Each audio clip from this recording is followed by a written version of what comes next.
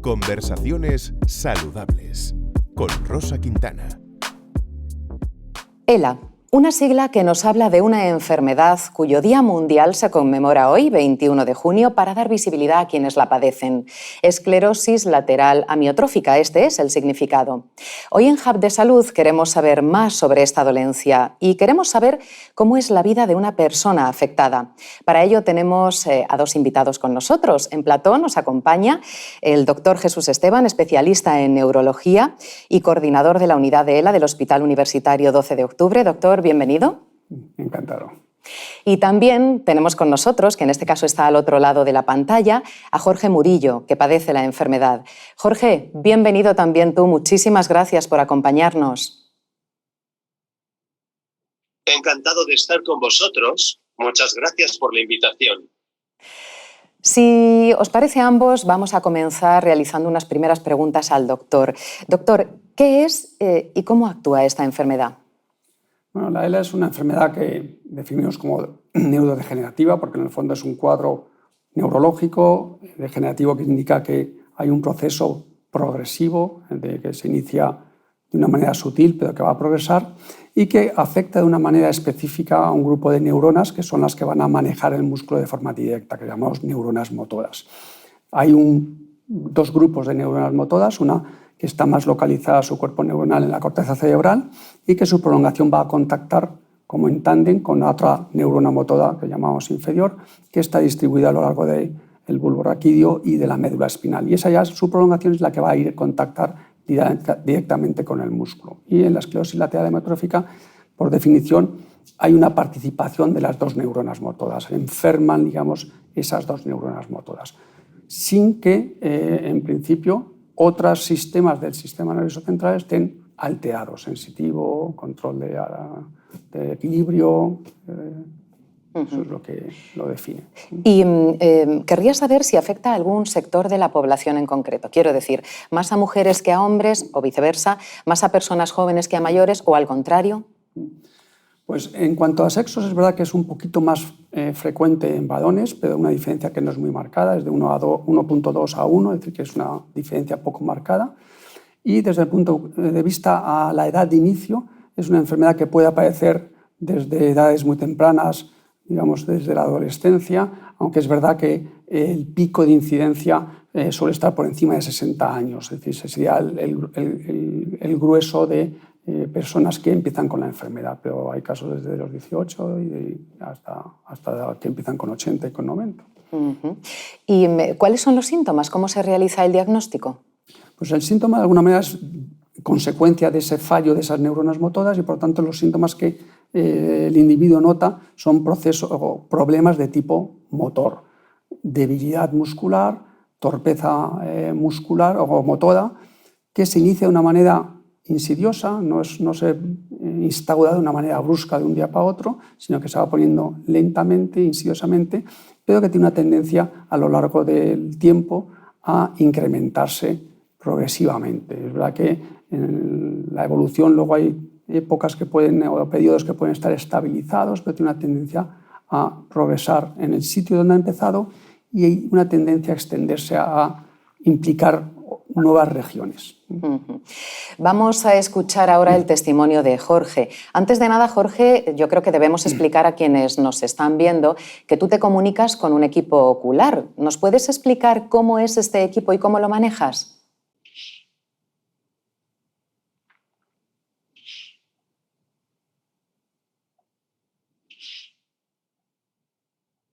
Pues se trata de un dispositivo que reconoce a mis pupilas y va marcando las letras que miro. Ahora sí, vamos a saber de ti. ¿Cómo y cuándo empezaste a notar, Jorge, que algo raro estaba pasando en tu cuerpo, que algo no iba bien? Todo comienza el verano de 2015, mientras me estaba entrenando y preparando para volver al fútbol federado, algo que tuve que dejar al venir a Madrid en enero de 2012 por trabajo. No conseguía el estado de forma óptimo y las pulsaciones estaban siempre muy altas. Lógicamente no le di importancia en su momento, pero lo que sí hizo saltar mis alarmas fue ir a coger un día el bolígrafo para apuntar algo en la agenda del trabajo y sentir que no podía coger bien el boli y escribir, como cuando tienes la mano congelada en invierno y te cuesta escribir.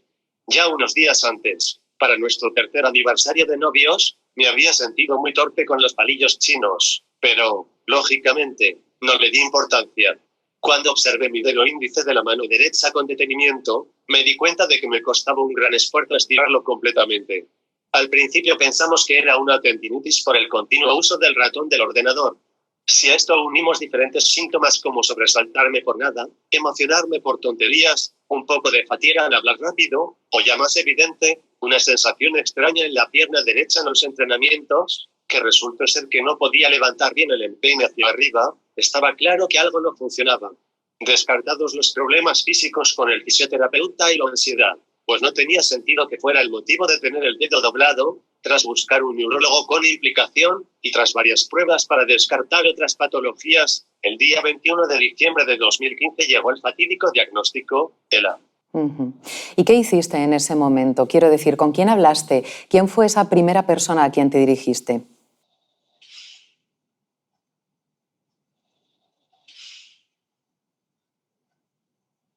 La verdad es que el diagnóstico lo recibí solo, por una pésima gestión y tacto de la enfermera que me llamó y el médico, que me lo dijo. Yo ya sabía qué iba a decirme. Pero mi forma de ser es un tanto fría, y consigo controlar las emociones. Ahora con la enfermedad lloro todo el día, por la habilidad emocional. Así que llamé a María, mi madre, se lo dije, y tuve que conducir más de 30 kilómetros hasta casa, solo, con la mente en blanco. Y simplemente lloramos juntos cuando llegué a casa. No sé, mi forma de ser me hace adaptarme rápidamente a los cambios. Luego, a los 4 días fui a Zaragoza para pasar las Navidades. Lo dije y básicamente intentamos evitar el tema esos días. ¿Cómo fue o está siendo la evolución de la enfermedad? Y te lo pregunto porque imagino que uno de los dramas debe ser la incertidumbre, no saber a qué te vas a enfrentar mañana. Y esto le puede estar pasando a personas que te están viendo en este momento. Teniendo presente, por supuesto, que cada persona es un mundo, que cada persona es única y desarrolla la enfermedad de una forma, ¿nos puedes contar cómo fue tu caso? En mi caso la evolución fue tremendamente rápida. Prácticamente no dio tiempo a ir anticipando los cambios. Además, mi evolución fue mixta, la parte vulvar y espinal a la vez. En la parte vulvar, la voz nasal y gangosa, fatiga al hablar, pérdida de vocalización, disminución de capacidad pulmonar y problemas para tragar líquidos. En la parte espinal, empezó por el lado derecho, muñeca y tobillo, lo cual impedía el uso de muletas o andador. Al estar sola en Madrid y no tener a mi familia o amigos cerca, no aproveché el tiempo en el que pude utilizar la silla eléctrica, porque pronto necesité ayuda para subirme y, por supuesto, no podía girar la llave para entrar en casa. A lo que quisimos darnos cuenta, ya no podía ni manejar el joystick de la silla que me prestó la Asociación Española de ELA. Un año después de los síntomas ya iba en silla de ruedas y me tenían que dar de comer porque ambos brazos no respondían para doblar los codos. A finales de 2016, ya tuve que buscar a alguien para cuidarme mientras mi mujer, novia por entonces, estaba trabajando por las tardes, por el riesgo de caerme para ir al baño, por ejemplo. Y a partir de 2017, ya todo el día por quemar no daba para todo. Así que en 2 años, tras grandes problemas de alimentación, me pusieron la PEC para San Fermín de 2017. También por entonces, tras meses incomunicado, tuve que adquirir el sistema de comunicación y accesorios que tengo ahora. Estuve meses utilizando el móvil con la nariz apoyado en la mesa. Incluso redacté un borrador de lo que sería una PNL sobre la ELA, aprobada por unanimidad en la Asamblea de Madrid. En 2018 comenzó un calvario con los problemas del exceso de saliva, que me tenía día y noche ahogándome por no poder carraspear. Un auténtico infierno, que culminó con la operación de traqueostomía, en octubre de 2019, un cambio, aunque parezca mentira, que me ha dado muchísima calidad de vida. No me ahogo, puedo estar horas trabajando, y así estamos ahora, con una interna ayudando de lunes a viernes, y otro los fines de semana y festivos. Y ahora puedo hacer entrevistas como estas y dar la chapa, jeje. ¿Cómo es tu día a día, Jorge? ¿Cómo descansas? ¿Cómo te alimentas? ¿Cómo es tu vida? Mi día a día es bastante rutinario, porque hace falta tener una rutina marcada para hacer más llevadera la jornada. Por la mañana no madrugo mucho. A las 9 ya me están poniendo la medicación y el primer alimento por la sonda. Mientras que me está pasando el alimento, en 1 hora u hora y media, estando todavía en la cama, me pongo series o películas. Cuando termina el alimento, me realizan la cura de los estomas de la PEG y la tráqueo, los agujeros para entendernos. A continuación me lavan los dientes para, posteriormente, comenzar con los estiramientos y ejercicios de fisioterapia. Lo siguiente ya es el aseo, en la propia cama. Una vez terminado, ya me colocan el arnés para, con la grúa, llevarme al salón y colocarme en el sillón reclinable, donde estaré todo el día hasta volver a la cama. En ese momento, ya estoy conectado con el mundo y con todos, puesto que ya me colocan el ordenador. Esto es sobre las 12 o 12 y cuarto de la mañana. A partir de aquí, ya estoy a mi bola, pues empiezo con las 1000 cosas que hago cada día y para las que me faltan horas en el día, y que luego enumeraré. A la hora de comer me conectan el alimento, y después una nueva tanda de pastillas. Bueno, no lo he dicho, pero cada vez que se escuchan ruidos en la tráquea, hay que poner el tosedor para sacar las secreciones, que pueden ser fácilmente unas 20 al día, y también estar pendiente de la cantidad de saliva que me gotea por la boca. Durante la tarde, 2 días a la semana viene el fisioterapeuta, y está 45 minutos conmigo. También, un par de veces al día, me ponen una botellita de agua para no perder hidratación, importantísimo para ayudar a evitar escaras. Por la tarde me ponen también un probiótico, para ayudar a la motilidad intestinal. También me realizan masajes en las piernas, y a veces, me pongo sentado con los pedales para mover las piernas y cambiar la posición. Sobre las 8:30 vuelta a ir con la grúa a la cama, donde me vuelven a hacer la cura del estoma de la tráquea, me vuelven a poner la medicación y otro alimento. Ahí estoy con el ordenador hasta que, sobre las 12, Mar me prepara para dormir. Es en este momento del día cuando, después de que Mar ha cenado, podemos hablar y ver nuestras series y programas favoritos, tras haber estado estudiando todo el día. Como he dicho varias veces, mi cabeza no para de estar ocupada todo el día, algo que para mí es fundamental. Desde que encienden el ordenador hasta que lo apago, salvo los fines de semana, que Mar se toma algún respiro y vemos alguna serie o película, no dejo de trabajar, porque aunque no me paguen, lógicamente, pero para mí es trabajar. Miro mis redes sociales, muy poco y por encima, los mensajes de familia, amigos y grupos, los correos electrónicos, gestiono mi blog, web y asociación Juntos Venceremos ELA, leo libros, menos de los que me gustaría, atiendo dudas de compañeros enfermos o hipocondríacos asustados, que me escriben en el blog o redes sociales, etc. Este año he colaborado en el testeo de 2 dispositivos de comunicación por mirada, el nuevo Iris Bond Iru, y la aplicación Talk de Samsung. También he intentado que me hagan caso en política, llegando incluso a estar en las listas electorales para el Ayuntamiento de Madrid, pero cuando mi estado de salud era más delicado y poco podía hacer. Por eso ahora estoy intentando retomarlo. Estoy en un grupo de afectados y familiares que hemos creado una web y hacemos charlas para compartir experiencias sobre la enfermedad y creamos contenido útil para todos los enfermos, familiares y cuidadores, grabando y editando vídeos. También desde este año soy miembro de la Junta Directiva de la Asociación Aragonesa de ELA, ARAELA, para ayudar a los enfermos de Aragón. Y, por supuesto, haciendo y atendiendo entrevistas y reportajes como este, porque son fundamentales para ayudar a dar visibilidad.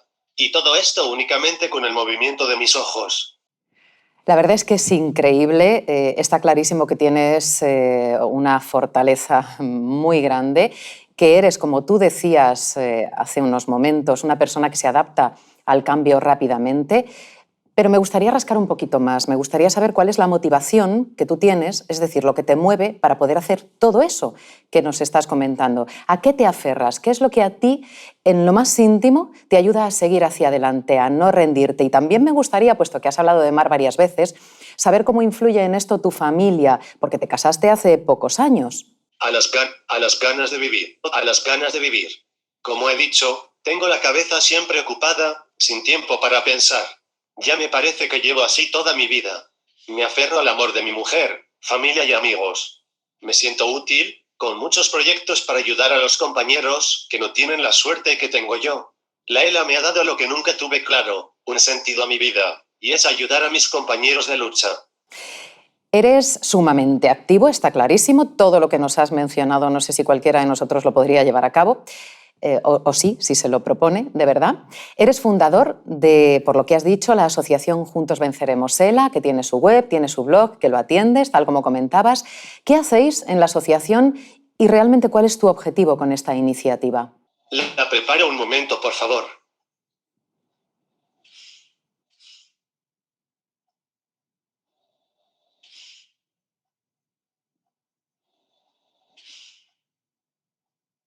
La asociación nace por la cantidad de apoyos recibidos tras un homenaje que me hicieron mis amigos y para el que mi hermana diseñó una camiseta, y para legalizar esas propuestas de retos deportivos la fundamos. La idea es dar visibilidad en retos deportivos principalmente y luego donar lo recaudado a la investigación. ¿Qué les dirías a otras personas a quienes les acaban de diagnosticar la enfermedad? Que no están solos, que no va a ser fácil, pero que somos una gran familia en la que nos ayudamos unos a otros. Que no se aíslen, que todo es más fácil en compañía. Que cada vez estamos más cerca de encontrar algo que nos ayude y de conseguir que nos proporcionen las ayudas necesarias para tener una vida digna. Y con ellas, se puede ser feliz incluso con ella. Jorge, la verdad es que nos acabas de dar una lección de vida con esta entrevista que nos has concedido. Muchísimas gracias en nuestro nombre y en nombre de todos aquellos que te están viendo hoy, tengan ELA o no. Gracias, enhorabuena y te seguiremos en esas redes sociales que estamos deseando ya saber cuál es esa actividad que realizas a diario. Gracias. Gracias a vosotros, un placer. Gracias, hasta la próxima ocasión. Doctor, increíble el testimonio, ¿no? Increíble ese afán de aferrarse a la vida, ese afán de continuar realizando no solamente cosas por uno mismo, sino por las personas que tiene alrededor. Ese no estamos solos, ¿no? Sí, me ha encantado ese último mensaje. Tenemos que volver a lo pragmático, está claro. ¿Nos puede decir cuáles son las causas de la enfermedad? Voy a comentar una cosita que es verdad que entre los neurólogos que nos dedicamos a esta enfermedad, los pacientes de ELA son gente fantástica en general. Es una cosa que nos llama la atención en el sentido de que es una gente fabulosa. Me preguntaba sobre las causas de la enfermedad. Sí. Entonces, realmente no hay una causa aislada. Entonces, parece que es un proceso en el que probablemente es la consecuencia de la suma de pequeños factores que terminan produciendo la degeneración de esas neuronas. En un grupo pequeño de individuos, que corresponde a un 10 o un 15%, sí que hay un factor genético que es a veces más llamativo. Desde hace ya tiempo se conocía que en ocasiones veíamos agregados familiares con esta enfermedad. Veíamos familias en que había varios miembros de la familia que desarrollaban la ELA y que terminan falleciendo. Y con un patrón de herencia habitualmente que llamamos autosómico dominante, es decir, que pasaba de padres a hijos con una manera llamamos dominante.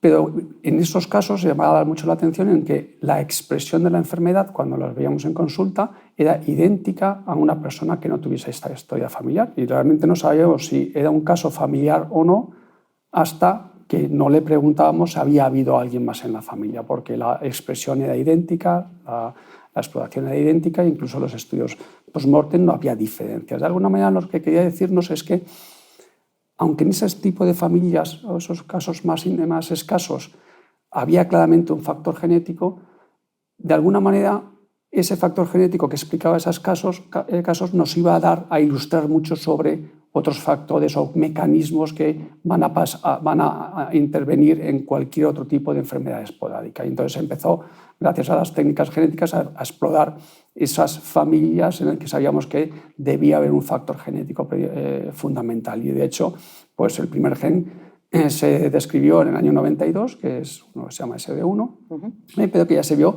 que solo aparecía en un 20 o un 30% de esas familias que teníamos un factor genético. Y se han ido descubriendo nuevos genes a lo largo de estos años. Ahora el más predominante, el más frecuente, es uno que se descubrió en el 2011, que se llama C9orf.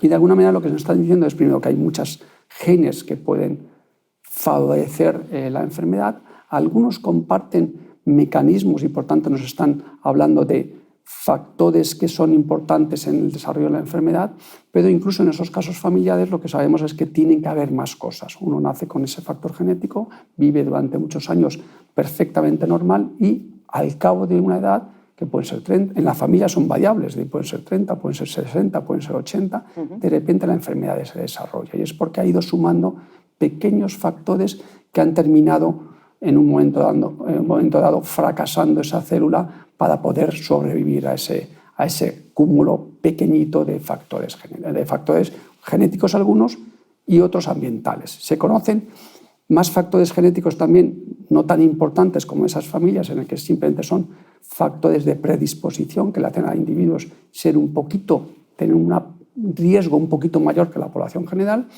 Y se conocen factores ambientales, pero ninguno de ellos tan marcada que uno puede decir, si yo quito este factor ambiental, voy a hacer desaparecer la enfermedad. Es decir, simplemente son factores que son muy interesantes buscarlos y conocerlos, porque nos orientan sobre mecanismos en que la enfermedad se desarrolla y que son importantes, y por tanto nos permiten buscar tratamientos que bloqueen ese tipo de mecanismos. Precisamente al hilo de esto de los factores ambientales que menciona, hemos sabido que existen 2 estudios recientes, uno del Instituto de Investigación Valdecilla, IDIVAL, y otro de la Universidad de Cantabria, que ponen en evidencia que sí, que como usted comenta, el medio ambiente influye. Pero ¿de qué factores medioambientales estaríamos hablando, aunque no sean determinantes? En los estudios ahí de Cantabria pues están viendo un poco de factores de dónde aparecen las personas, dónde desarrolla, las personas que desarrollan ELA, dónde están localizados, y hacer una correlación con contaminaciones, con otras exposiciones, otros factores ambientales, y se ve que hay ciertos contaminantes que pueden hacer que la enfermedad sea un poquito más frecuente en ciertas áreas. Y eso tiene un interés, ya le digo, fundamentalmente para conocer a través de qué mecanismo y poder bloquear ese mecanismo. Pero en los factores ambientales se conocen muchos, pero ninguno, ya le digo, tiene un factor, una diferencia muy marcada. Y hay factores ambientales tan peculiares, por supuesto, fumar aumenta un poco el riesgo.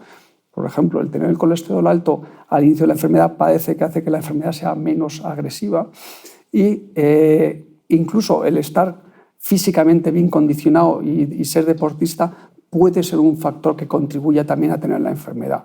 No sabemos si por el propio deporte y ese exceso de ejercicio, o porque a lo mejor hay algún factor genético que ya le ha predispuesto a ser una persona deportiva y una persona muscularmente bien desarrollada, y que además le mete ese factor. Es decir, que a veces no es tan ambiental y a lo mejor incluso ese factor es genético, digamos. Entiendo. Y me gustaría preguntarle a qué partes del organismo afecta, porque está claro que, escuchando a Jorge, desde luego a las facultades intelectuales, en este caso, no le han afectado en absoluto. La parte fundamental fundamentalmente que afecta es al sistema voluntario motor, es decir, a los músculos voluntarios, y por tanto afecta a cualquier músculo de las extremidades, piernas, brazos, tronco, a los músculos de la deglución, lengua, cara, tragar. Y dentro de los músculos voluntarios hay un músculo o unos músculos que son especialmente resistentes, y de alguna manera están bien estudiados para intentar ver qué les diferencia de los otros músculos para ser tan resistentes, o las neuronas que manejan esos músculos, porque la enfermedad no es del músculo, es de la neurona, ¿no? El músculo simplemente no le llega a órdenes y no hace la función que tiene que hacer. Y son los músculos oculares, y por tanto por eso le permite a Jorge pues, mantener esos movimientos oculares normales, y por tanto le permiten poder utilizarlos para comunicarse. En principio se considera que no afecta a otros sistemas del sistema nervioso, sensibilidad, control de músculos no voluntarios, el corazón, la estabilidad. Se altera el caminar por el problema motor, ¿no?, de los músculos.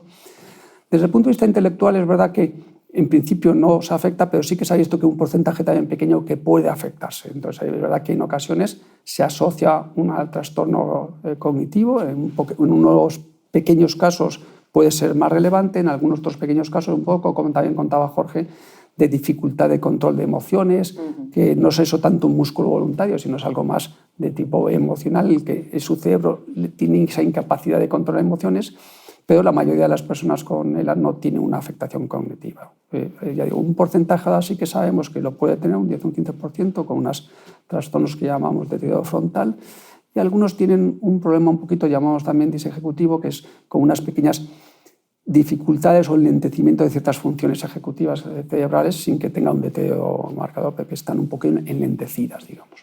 ¿Y cuál es el tratamiento? Entonces, digamos, tenemos 2 tipos de tratamiento, diría yo.